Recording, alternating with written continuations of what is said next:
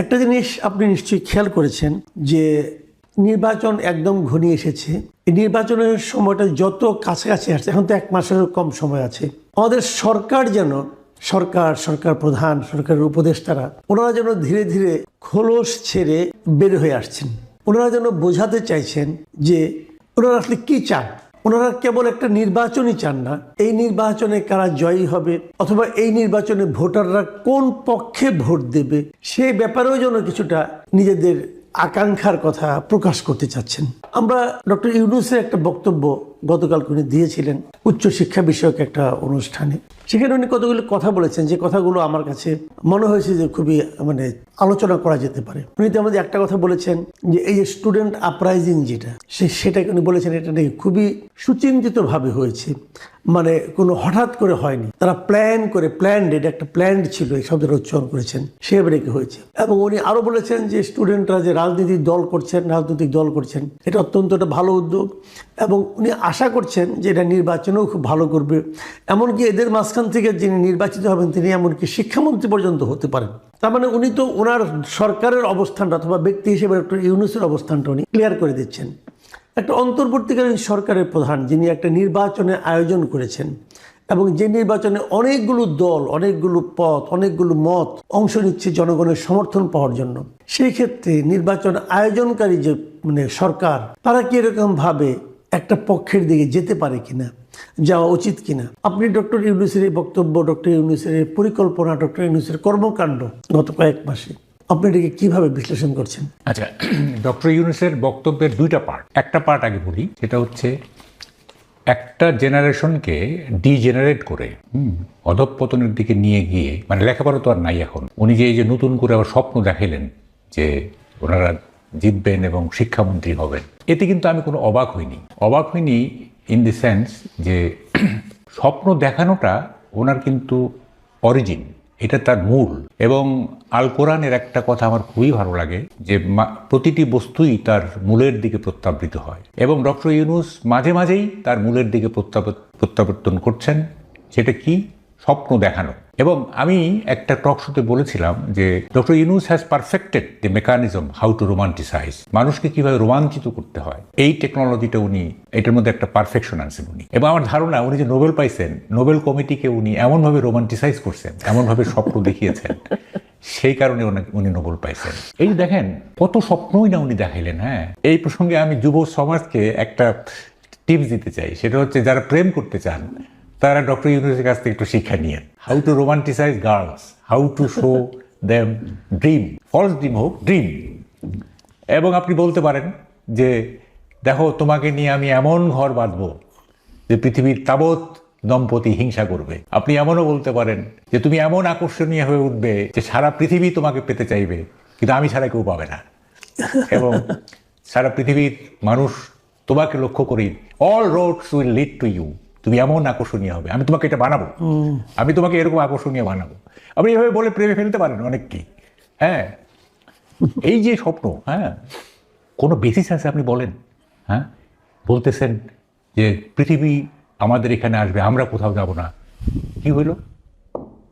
18 লাখ টাকা দিয়ে বন্ড দিয়ে আমেরিকা যেতে হবে। অস্ট্রেলিয়া এবং আর কয়েকটা দেশ বাংলাদেশকে ঝুঁকিপূর্ণ চিহ্নিত করে তাদের ভিসা রেস্ট্রিক্টেড করে ফেলছে। এখন ছাত্রছাত্রীরা অস্ট্রেলিয়ার ভিসা পাচ্ছে না।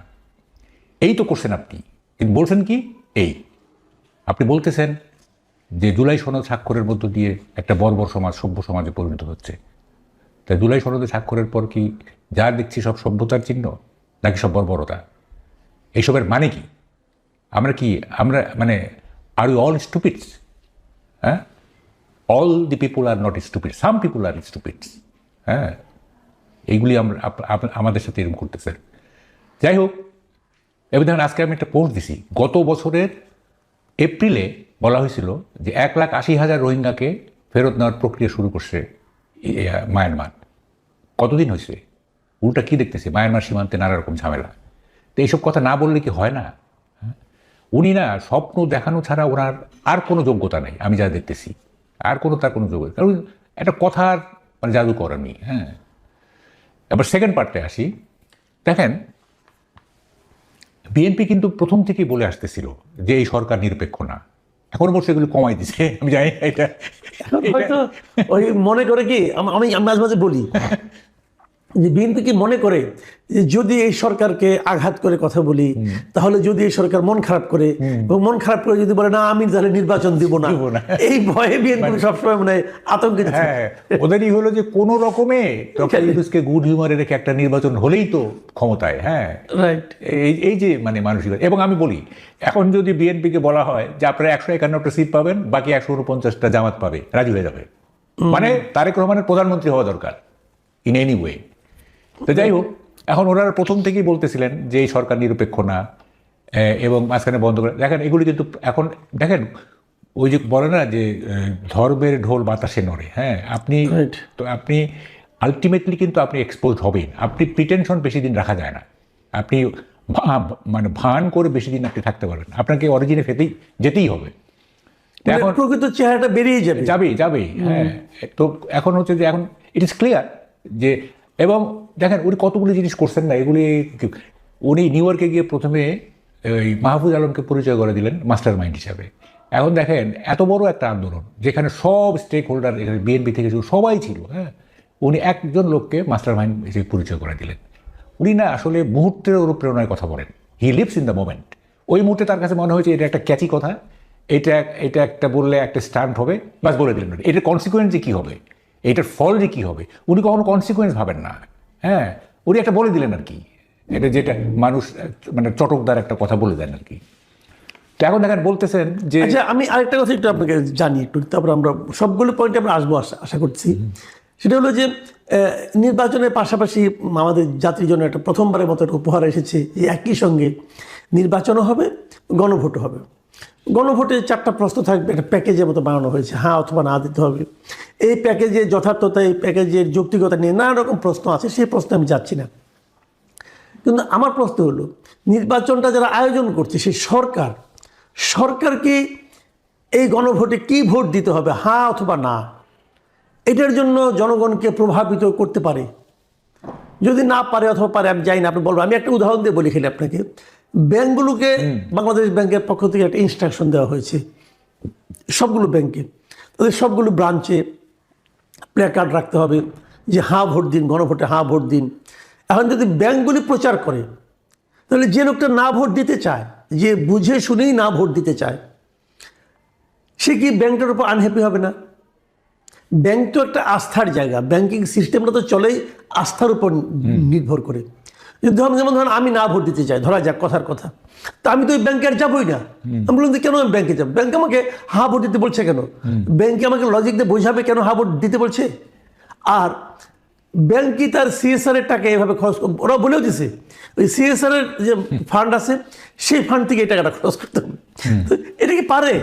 গভর্নমেন্টকে পারে? গভর্নমেন্ট অফিসিয়ালদের দিয়ে এগুলি বলানো, এনজিওদেরকে ডেকে আনা হচ্ছে, গভর্নমেন্ট নিজে উদ্যোগ নিয়ে তাদেরকে বলতেছে আপনারা হা ভোটের প্রতি মানুষকে উদ্বুদ্ধ করেন।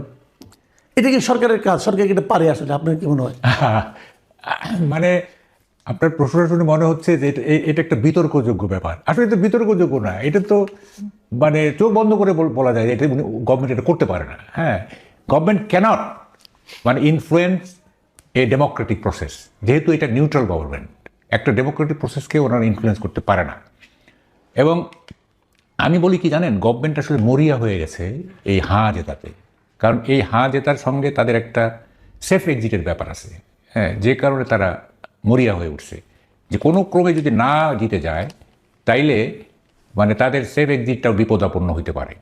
সুতরাং তারা মরিয়া হয়ে গেছে। এবং শুধু ব্যাংক না, আপনি এনজিওগুলোকে বলা হয়েছে, টিচারদেরকে বলা হয়েছে, নানা রকমভাবে এটা যে একটা অল আউট ক্রাশ প্রোগ্রাম নেওয়া হয়েছে যাতে হাঁ যেতে। হ্যাঁ, তো এটা তো হলো না। লেট পাবলিক ডিসাইড তারা এই জুলাই সনদ তার মানে কি মানে না। আর দ্বিতীয় কথা হচ্ছে দেখেন এই যে গণভোটের আয়োজনটা না, এটা তো ডিফেক্টিভ আয়োজন।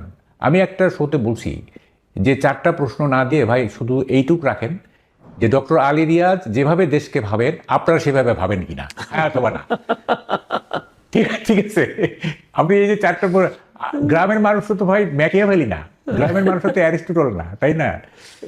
তো ওরা এই 4টা বিষয় পড়ে তারপরে বুঝে কনসিভ করে তারপরে ভোট দিবে, এটা আপনারা ভাবলেন কিভাবে? মানে সব কিছুর একটা মানে মিনিমাম একটা যুক্তি তো থাকতে হবে ভাই। হ্যাঁ, চারটা জটিল জিনিস, হ্যাঁ, আপনি গ্রামে নিরক্ষর একটা রিমোট অঞ্চলের একটা ভোটারকে বলতেছেন না, আপনি নিরক্ষর বলছেন। আমাদের সরকারের যে হিসাব, সরকারি হিসাবে বলা হয়েছে এদেশের সাক্ষরতার হার হলো 72%। মানে 72% লোক লিখতে পারে, এরা কিন্তু খালি নাম স্বাক্ষরটা করতে পারে, আর কিছু না। তো এর মধ্যে অনেক আছে যারা নাকি পড়তে পারে না। যদি ধরেই নেই যে 72% লোকও লিখতে পড়তে সবই পারে, লিখতে পড়তে বুঝতে রাষ্ট্রবিজ্ঞান বুঝতে সব পারে, মানলাম, তাহলে 28% তো পারে না। তো এই 28%-এর জন্য এই গণভোটটাকে একটা মানে আপনার কৌতুক না, একটা প্রহসন। হ্যাঁ, কারণ সে তো ওইটা পড়তেই পারবে না, তা কিসের উপর ভোট দেবে সে, মানে ভাবা যায় না আর কি। হ্যাঁ, আচ্ছা, আমি এখন একটু শেষ দিকে আসছি আপনার সঙ্গে একটা আমি মনে করি একটা খুবই গুরুত্বপূর্ণ বিষয় নিয়ে আলোচনা করা দরকার।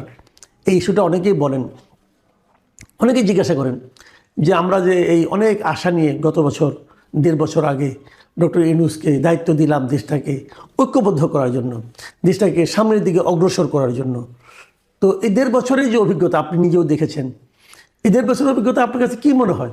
ডক্টর ইউনূসকে দেশটাকে ঐক্যবদ্ধ করতে পেরেছেন, দেশটাকে সামনের দিকে নিয়ে যেতে পেরেছেন, অথবা সামনের দিকে যাওয়ার জন্য কোনো প্রক্রিয়া শুরু করতে পেরেছেন, অথবা দেশটাকে সামনে ওনার যে পদ্ধতি, ওনার যে মানে কর্মকাণ্ড উনি যেভাবে চেয়েছেন সেটা যদি বাস্তবায়িত হয় তাহলে কি দেশটাকে ঐক্যবদ্ধ জাতিতে পরিণত হতে পারবে? ডক্টর ইউনূসের টোটাল এটাকে আপনি কীভাবে? আপনি একটা সুন্দর প্রশ্ন করছেন। দেখেন, এইটা আমি একটা উপমা দিয়ে বা তুলনা দিয়ে আপনার এই কথাটা উত্তর দিব।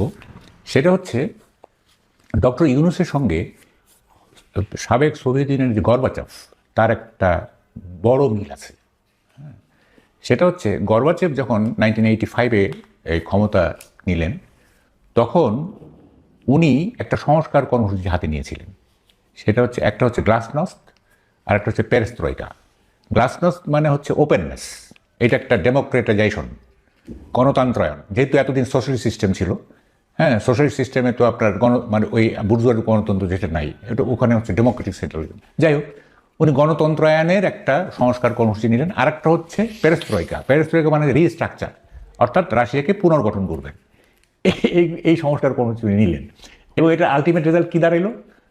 একটা বিশাল biggest country in the world, সেটা 15টা ভাগে ভাগ হয়ে গেল, 15টা অঙ্গরাজ্যে ভাগ হয়ে গেল। এই যে দেখেন, এই যে ইউক্রেন, এটা পার্ট অফ সোভিয়েত ইউনিয়ন।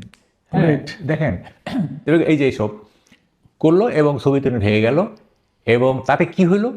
তাতে মানে আমেরিকা একটা ইউনিপোলার কান্ট্রি হিসাবে স্ট্যাবলিশড হয়ে গেল। আগে তো সোভিয়েত ইউনিয়ন যখন ছিল একটা বড় মানে বাইপোলার থেকে একটা টোটালি ইউনিপোলার হয়ে গেল। সোভিয়েত ইউনিয়নের দুর্বলতা বুঝে গেল পৃথিবী, হ্যাঁ, এবং আমেরিকা তো এটা উৎসাহিত হইলো।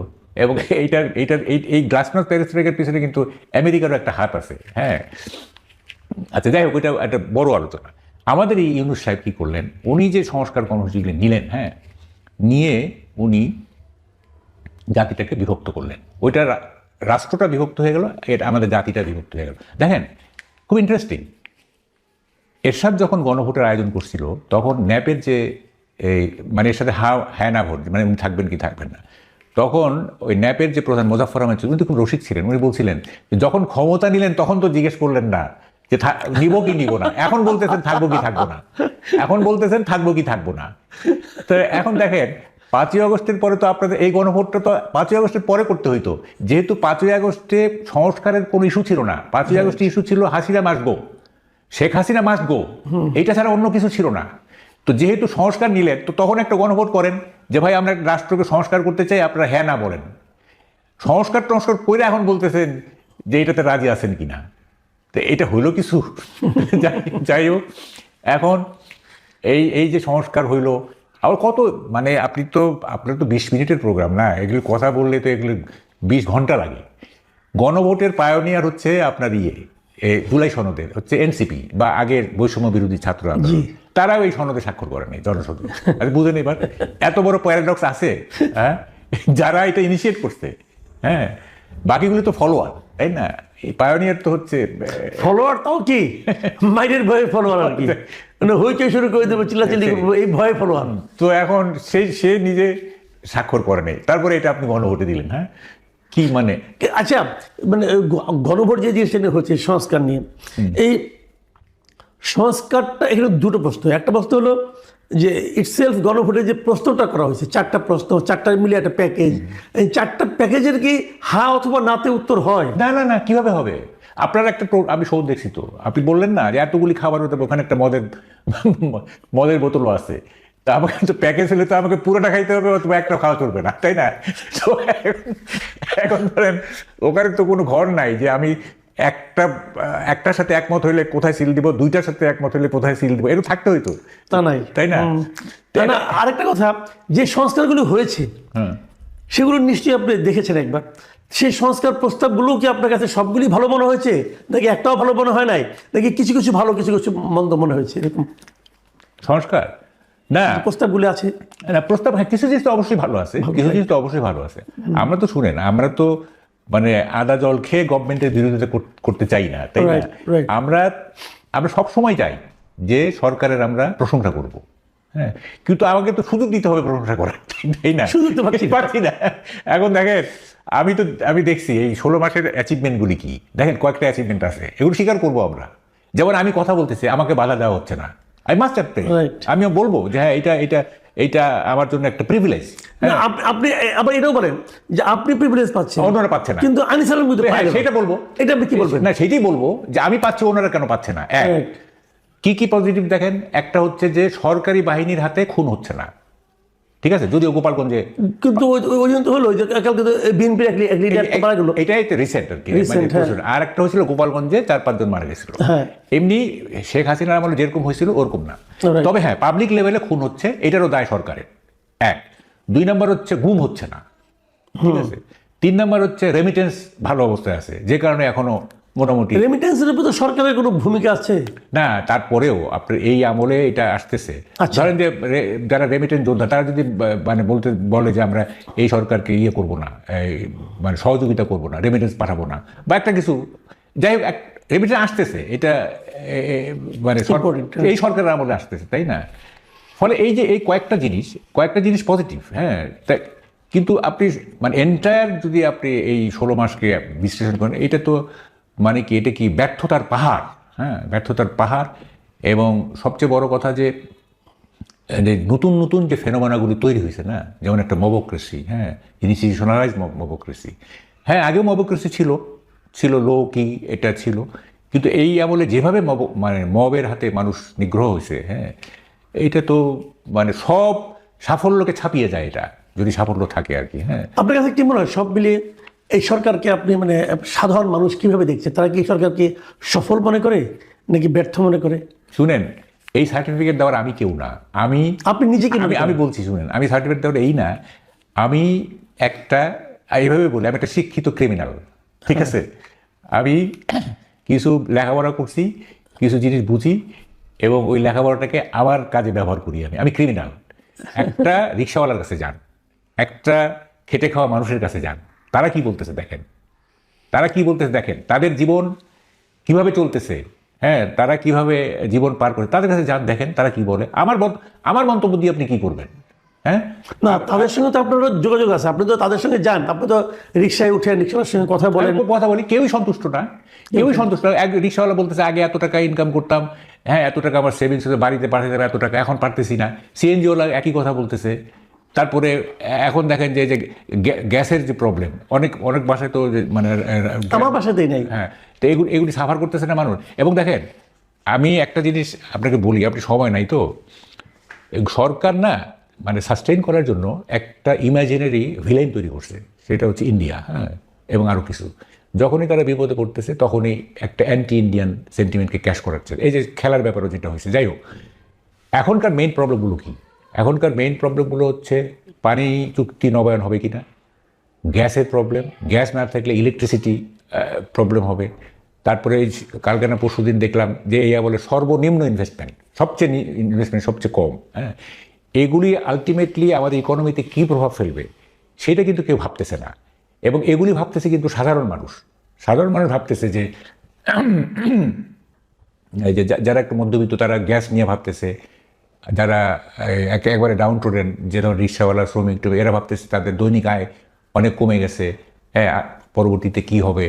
গ্রামের সাধারণ মানুষ ভাবতেছে এই অবস্থায় যদি আমাদের কখনো সোশ্যাল সেফটি নেটওয়ার্কের যে ভাতা এগুলো যদি বন্ধ হয়ে যায়, সবাই তো একটু এক ধরনের মানে ভয়ের মধ্যে আছে। হ্যাঁ, এবং এবং আমরা কেন একটা ইলেক্টেড গভর্নমেন্ট চাচ্ছি, কেন চাচ্ছি এই কারণে যে একটা ইলেক্টেড গভর্নমেন্ট আসলে তার অ্যাড্রেস করবে জিনিসগুলো, পারুক আর না পারুক। এই গভর্নমেন্ট তো অ্যাড্রেসই করছে না। হ্যাঁ, বাট চেষ্টা করে ফেল করা, সেটা আপনি ইয়ে করতে পারেন, ছাড় দিতে পারেন যে হ্যাঁ চেষ্টা করা হচ্ছে, পারতেছে না ইত্যাদি। এই গভর্নমেন্ট তো কোনো চেষ্টাই নাই, সব খালি মানে রাজনীতি সাজানো। হ্যাঁ, সব খালি ওই কি বলে যে কীভাবে আগামী দিনে ভালো থাকবো, হ্যাঁ এইসব নিয়ে চিন্তা। জি, অনেক ধন্যবাদ, অনেক ধন্যবাদ জনাব মাহবুব কামাল। প্রিয় দর্শক, আপনারা জনাব মাহবুব কামালের বক্তব্য শুনলেন। উনি কিছু চমৎকার কথা বলেছেন, যেটা হয়তো আপনাদের কাছে নতুন লাগবে, আমার কাছে তো নতুন লেগেছেই। আমরা বুঝতে পারছি, অথবা ওনার কথা থেকে যেটা আমরা মানে ধারণা নিতে পারছি, সেটা হলো আমরা বাংলাদেশের জন্য আরেকজন গর্বাচেপ পেয়ে গেছি। এবং এই গর্বাচেপ বেশ দাপটের সঙ্গে শেষ দিন পর্যন্ত হয়তো রাজ করবেন। এবং উনি কী করবেন, কি ভাঙবেন, কোথায় বিভক্তি আনবেন না কোথায় সংস্কার আনবেন, এটা হয়তো কদিনের মধ্যে আমরা টের পেয়ে যাব। কিন্তু যখন টের পাবো তখন হয়তো প্রতিকারের আর কোনো পথ থাকবে না।